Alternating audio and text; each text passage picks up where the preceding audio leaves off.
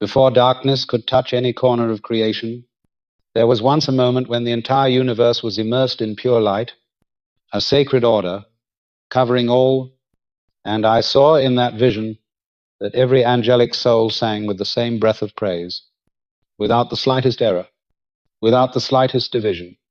Everything moved like a transparent river reflecting the glory of the Creator, and among the countless rays of light, one stood out above all, radiating with brilliance beyond human imagination, and that was Lucifer, the morning star, the seal of perfection, wiser than any, more powerful than any soul, a beauty that added yet another layer of brightness to heaven itself. I saw in him not only a majestic form, but also the delicate harmony of wisdom and fervor, and like a song carved deep into memory, the other angels bowed before his authority, for in their eyes Lucifer was the very symbol of eternal beauty. Yet hidden within that very radiance lay the seed of a trial known fully by God, for every soul created carried within it the greatest gift, the gift of freedom. In the vision I heard the echo of Scripture, "You are the seal of perfection." Full of wisdom and perfect in beauty, that line rose like a heartbeat from eternity, describing Lucifer as the first masterpiece of the Creator's hand. And indeed, I saw that God rejoiced in creating that soul, as an artist finds a sublime moment in his first work, and in heaven there had never been such complete joy. Lucifer walked among the angels like an unfading flame, his voice leading the hymns of praise. And I heard that even Michael, the mighty warrior, bowed before such wisdom and strength. As I listened in the unseen realm, I felt that the presence of Lucifer was not only beauty, but also the center that shaped harmony. For when he lifted his voice, the entire choir of angels blazed like 10,000 sparks uniting into an ocean of light. In the stillness of the higher realm, Lucifer was the opening song, the wind that carried all beings into the rhythm of devotion. I felt the pride of God as he beheld that soul, like a father gazing upon a grown son. Yet I also perceived that behind perfect brilliance there always lies a trial. For the brighter the light, the sharper its shadow, and God in his love allowed that freedom to exist. For without choice, there would be no love. In the vision I saw ranks of angels, from the seraphim burning like fire to the cherubim guarding the treasures of wisdom, all fixing their gaze upon Lucifer as upon a guiding star, and this revealed how great his influence was. By that influence, heaven rejoiced. Yet by that influence, heaven would one day bear a scar. At that time, there was no sign of a fall, only pride and radiant light. But in the silence, I heard a quiet whisper, that even perfection is not an end, but only the beginning of a deeper trial. The story does not stop at describing a beautiful angel, but opens for us the lesson that precisely when we are most gifted, precisely when we shine the brightest, that is also the moment we are in danger of drifting farthest from the source of light. And that is the first lesson of Lucifer, not merely the tale of an ancient angel, but a mirror for every soul. That eternal light never belongs to us. It always begins from the one who created it. Whoever forgets this has already taken the first steps toward the abyss. Lucifer did not fall in a violent moment, but in a tiny fissure, a nearly imperceptible crack within the light of perfection. From within that brilliance arose a fleeting thought, as fragile as breath, yet powerful enough to shake heaven itself. That thought was not sin at once, but only a question hidden deep in the mind, whether this light must forever be directed toward the Creator, or whether it could shine by itself as an independent source. It was within the freedom granted by God that this seed found soil to sprout. I saw clearly in the vision that it did not come from outer darkness, but from the very beauty of Lucifer, from the very wisdom and power that had been bestowed. What had been given as a gift could so easily be distorted. Wisdom could turn into pride. Beauty could become fuel for vanity. Power could shift into hunger for dominion. And when those gifts no longer looked toward the giver, they began to fracture. At first, Lucifer still held his role as leader, still sang with the choir, still received the admiration of angels, yet in his eyes there was a fleeting shadow of distance. Another angel noticed and asked if he no longer rejoiced as before. But Lucifer only smiled quietly and spoke in puzzling words, as though the light within had changed into a restless flame. That flame was not outright malice. It was curiosity, the urge to reach another height, and it was precisely that curiosity which led him to look not to the Creator, but to himself. I understood then that when a soul begins to compare itself with the very source of light, the crack has already opened. It was a flawed logic, yet enticing, for within him arose the sense that his radiance was enough to stand alone, enough to no longer be reflection. And once that thought appeared, it did not vanish. It repeated. It quietly took root. Beauty became a burden. Wisdom became a temptation. Glory became a doubt.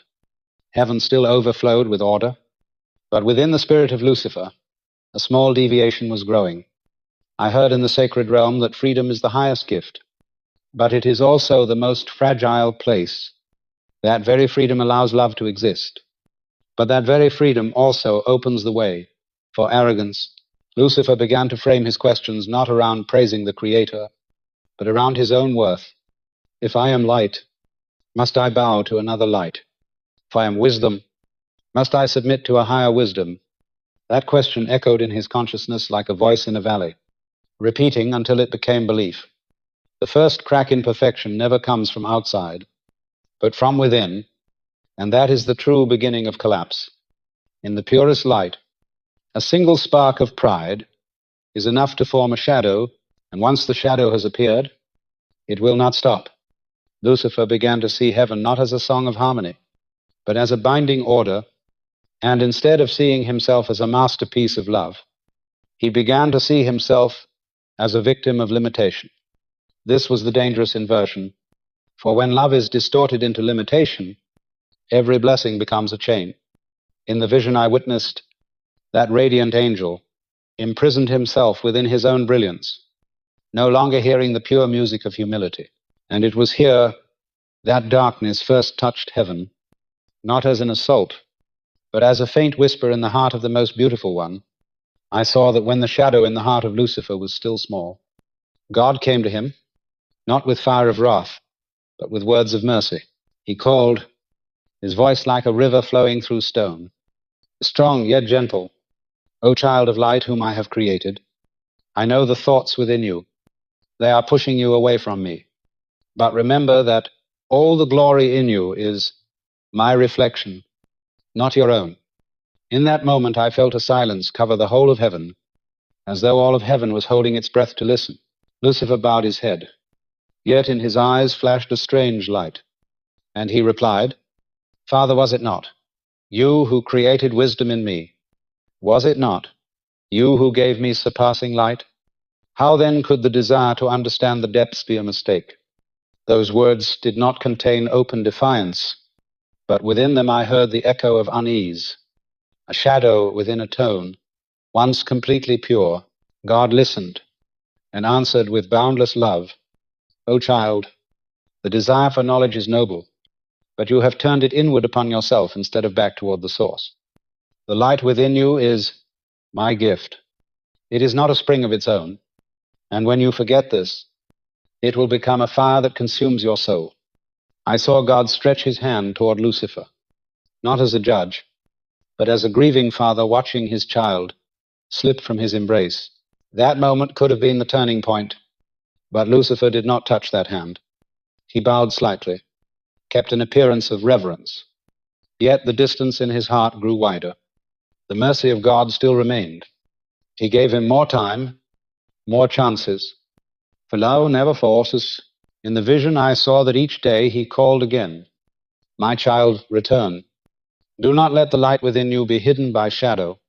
If you return, the light will shine brighter. But if you turn away, it will become the abyss that swallows you. Those words were like a stream that never ceased. But within Lucifer the flow was blocked by a hard stone called pride. I heard his whispered thought within, I do not reject you, but do you not believe that my light can also stand on its own? Do you think I would betray? And it was that thought that made him feel suspected.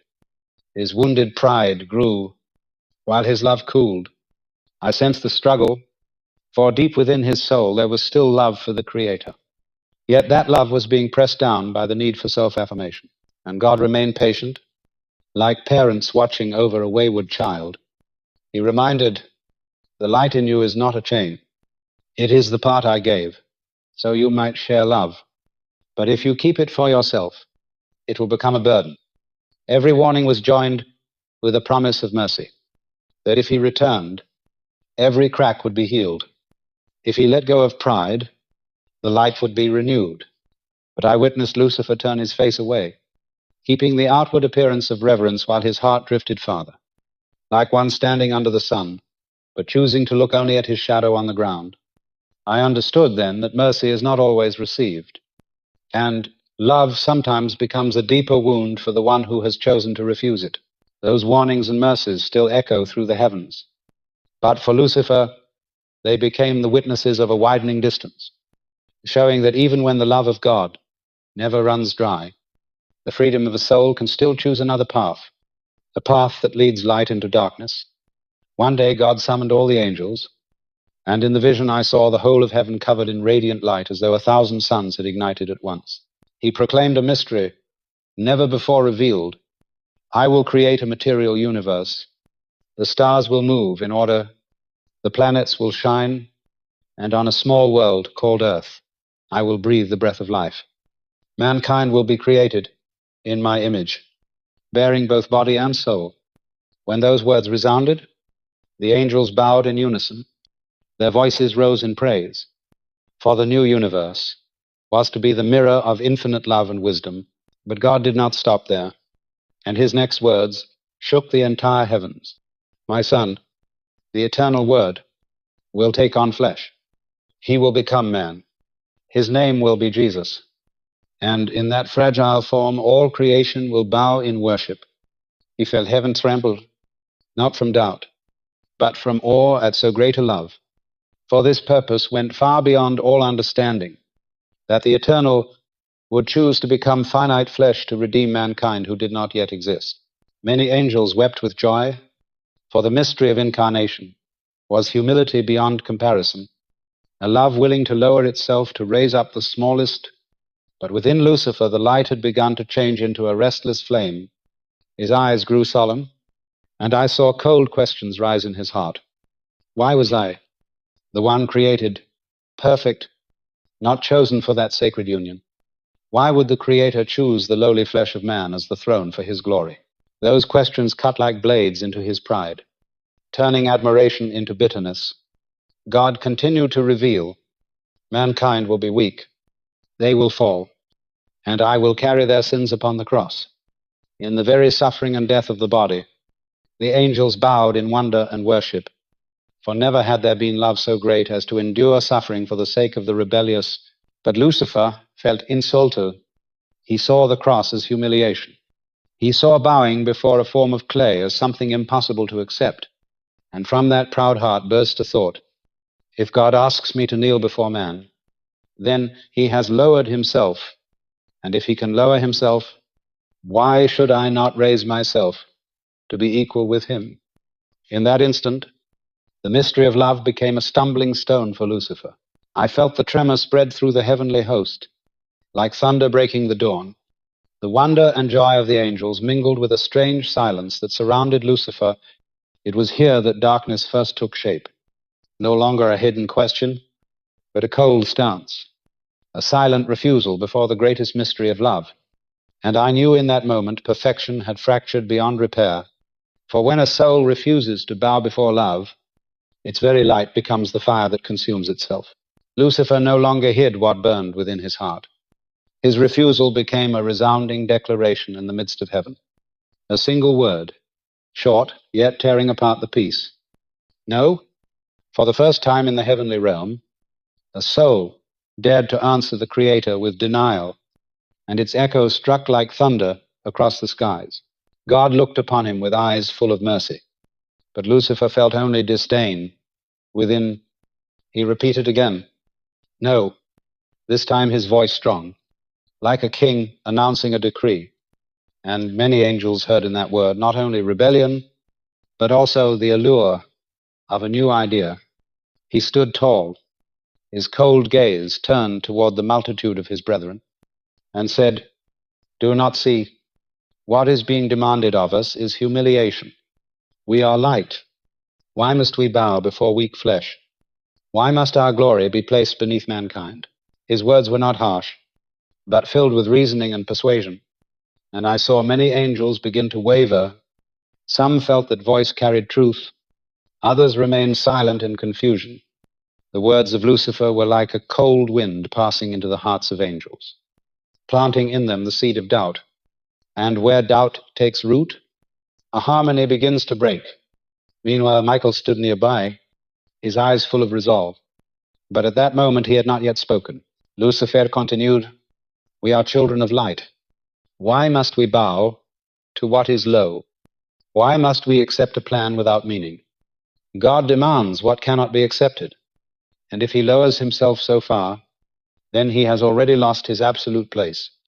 The fire of pride had become words, and words had become weapons. Heaven was now divided in a tension never before known. The faithful angels remained silent in worship, but a third of the hosts leaned toward Lucifer, not because they desired evil, but because they believed he spoke aloud what they had never dared to think.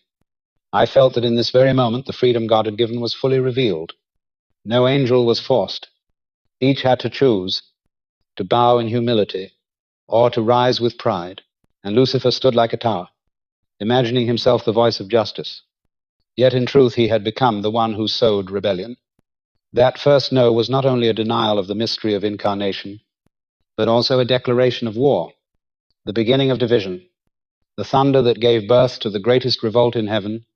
When Lucifer's call to rebellion spread throughout heaven, the realm was plunged into a heavy silence as though the whole universe was waiting for an answer. His words, filled with reasoning, had shaken more than a few hearts, planting in them a doubt whether God's plan was truly the only way.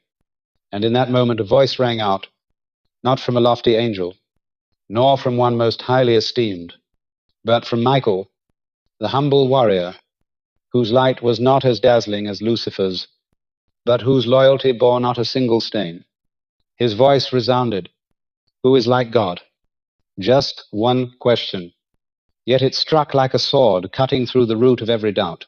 The angels who wavered were suddenly awakened. They remembered their origin, that the light within them was not their own, but only reflection.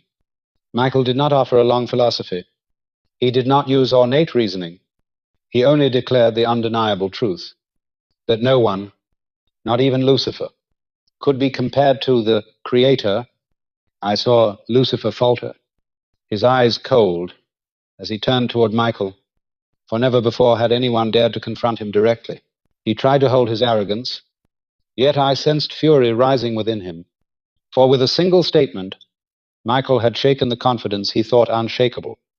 Michael stepped forward, small compared to the radiant Lucifer, yet his eyes steadfast, his voice calm but firm. "You have let your light turn into darkness. You have raised yourself above the very source, and that is blindness." These words pierced the heart of the rebel, exposing the truth he wanted hidden. That pride had clouded his wisdom. I felt the shame like a blade twisting in Lucifer's soul, and from that shame flared rage, yet also fear, for he recognized his own weakness. The angels, still hesitating, heard Michael's words, and they awoke. They remembered the nature of love. They remembered that God did not command to humiliate, but to teach them the love of humility. Michael's cry continued to echo, "Who is like God?" And I saw the souls of angels shine again, as though the fire of loyalty had been rekindled after the wind of doubt. That question became a banner, a reminder that could not be silenced. And within it was a strength not born from the power of battle, but from absolute truth. Lucifer stepped back, his wings of fire trembling, not because of lack of strength, but because he faced one small in form, yet standing firm upon an unshakable foundation. And I knew that from that cry the fate of heaven had changed, for rebellion had met the wall of humility, and pride had been challenged, by faithfulness. The war had not yet begun, but the line had been drawn. On one side, pride leading to the fall. On the other, loyalty leading to light. Heaven burst apart as the hosts chose their sides, 1/3 following Lucifer and 2/3 remaining faithful to God. And in the vision I saw the whole of heaven turned into a sea of fiery light. No longer a hymn of praise, but the clash of swords, the roar of thunder, as though the very stars were shaken. Lucifer stood at the head of the rebels, his once radiant face now become a dark flame. He spread his wings like a storm and cried out that he alone was the true light, that angels need not bow. Opposite him stood Michael, small in appearance, but with a heart ablaze, his sword, carrying no light of its own, but forged in absolute faith in the Creator. The two armies rushed upon one another, each strike tearing through the heavens, every blow, like a star breaking and falling into the void. Angels who had once been brothers now looked upon each other with the eyes of enemies. Some even wept as they raised their weapons, for they knew they were striking those who had once sung with them, yet choice had divided them. Light and shadow could not be mixed. I felt the terror of it, for this was not a war of flesh and blood, but a war of will, where pride faced humility, where lies contended with love. Lucifer shouted, even as the battle raged. He cried that God was unjust, that true glory should belong to those who decide their own fate. But Michael answered not with argument, but with a cry repeated again and again through fire and thunder. Who is like God? Each time he spoke, the light of the faithful grew brighter, and I saw as though an unseen hand rested upon them, shielding them from the ruin of darkness. The battle dragged on, not to decide strength, but to reveal essence. For the longer they fought, the more Lucifer's light was deformed, from a blazing torch into black fire of destruction, while Michael's light grew ever clearer, not from himself, but because he perfectly reflected the glory of God. I heard the rebel souls scream, not only in pain, but in rage at their refusal to admit that love is stronger than pride. The battle reached its height when Lucifer faced Michael directly, one radiant in darkness, the other humble in light. Lucifer cried that he was the first star, the chosen one, the true light, but his voice was empty, echoing hollow-like sound in an abyss. Michael did not shout back. He only lifted his sword and spoke with the calm of faith. You are no longer light. You are only the shadow of your own pride. Those words pierced the very heart of Lucifer. He rushed forward with all his might, but that might was shattered, not by Michael, but by the evident truth that no one can rise above the source of light. Then I saw the final shock, and the darkness began to fall, the rebel angels collapsing like stars, cut loose from the sky. Heaven was filled with fire, but amid the smoke and ash I saw the faithful light still standing, a clear flame that nothing could extinguish. The war of light and shadow had ended, and the true nature of every soul had been revealed. Those who were faithful shone forever. Those who were proud fell into the abyss. Lucifer collapsed before the light of truth, and in that moment heaven opened like a door of judgment. Each rebellious angel was swept away from the radiant place that had been their home, like shattered stars cast into endless darkness. I saw in the vision the heavens trembling, cries mingling with thunder, and 1/3 of the celestial realm falling into the abyss. This was not destruction, but separation, for light cannot contain darkness, and darkness has no place among pure love. Lucifer, once the morning star, was now the one cast out of glory. His face of pride turned to ashes, yet his gaze still burned with hatred. He would not accept defeat. He regarded his fall as proof that his rightful glory had been stolen. Heaven, after the battle, was heavy with silence.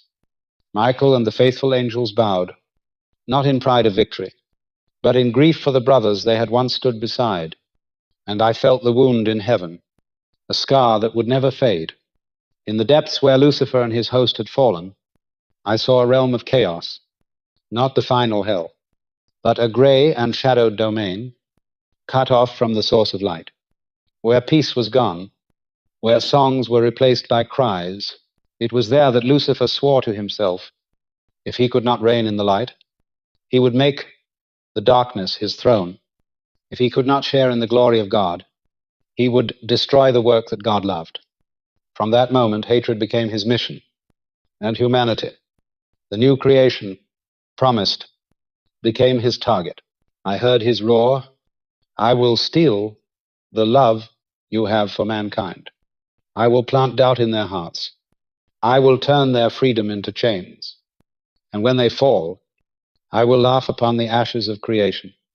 The abyss became the dwelling of the fallen angels, their once radiant light turned into black fire, every beauty distorted, every strength made into a weapon against truth. Yet even as they sank into darkness, God did not withdraw his love, only that love could not reach the souls who had chosen to refuse it. I felt in that abyss a mournful echo, for no soul was born to fall. But when freedom becomes pride, light becomes a prison. And so the history of darkness began not merely as a distance of separation, but as a will of defiance, a choice to become the enemy of love. Lucifer, after being cast out of heaven, did not accept defeat as an ending. In the abyss, he swore that if he could not seize the light, he would destroy the work God loved most. In the vision, I saw that thought become the dark power that sustained him and his fallen host, and from it a new mission was born, the mission of corruption and defilement. He turned his gaze toward mankind, the creature made in the image of God, and in them he saw what stirred his hatred. For God had humbled himself to take on flesh in order to raise them, something Lucifer would never accept. From hatred arose the desire to turn human freedom into a snare, their longing into temptation, their faith into doubt. In Eden he did not come with violent force, but with a whisper, "Do you truly believe that God has kept the best from you? You will not die, that you will be like him, knowing good and evil." I saw Eve listen. The seed of doubt was planted, and from it the act of rebellion came. This is how Lucifer works, not by direct destruction, but by secretly corroding from within, sowing a question, sparking a thought, making the soul lead itself astray. After Eden, he did not cease. In history, he sought to shake faith. With Job, he wanted to prove that faith was only a bargain. That man was faithful only when blessed. And when stripped of everything, he would renounce. But Job stood firm, and through his patience, revealed that true faith does not depend on favor. When he came to Jesus in the wilderness, he revealed his deepest intent, to tempt the incarnate one with power, with glory, with shortcuts, instead of the way of the cross. If you bow and worship me, I will give you the whole world. But Jesus answered only with Scripture, "You shall worship the Lord your God alone." And in that defeat, his true nature was exposed, that he did not only seek to draw mankind away, but to usurp God's place in worship. I deeply sense that Lucifer's mission never changes. It is to twist freedom, to turn the calling to be children of light into chains of desire, and by every means to make humanity forget their true origin. He sows doubt. He fans ambition. He turns holy longing into willful pride. And step by step, he binds souls into darkness. But I also saw an eternal truth, that his power is always limited. That light can never be entirely extinguished. And that even in the deepest darkness, a single spark of faithfulness is enough to mark the path home. Therefore, his mission, however dangerous, is only temporary, while love and truth remain everlasting. I saw that the story of Lucifer is not a distant page of history already closed, but a mirror for every soul today. Every detail in that rebellion is an echo of the truth we must face. In Lucifer's first light, I recognize the gift God bestows on every creature: beauty, wisdom, ability, all given not to glorify oneself, but to reflect his glory. When he looked upon his own light and thought it could exist by itself, I saw the image of each of us when we begin to forget the source, when we believe that what we have is of ourselves and no longer know it as grace. And, like him, when we forget, the shadow begins to stir. I deeply felt that God never desired the fall.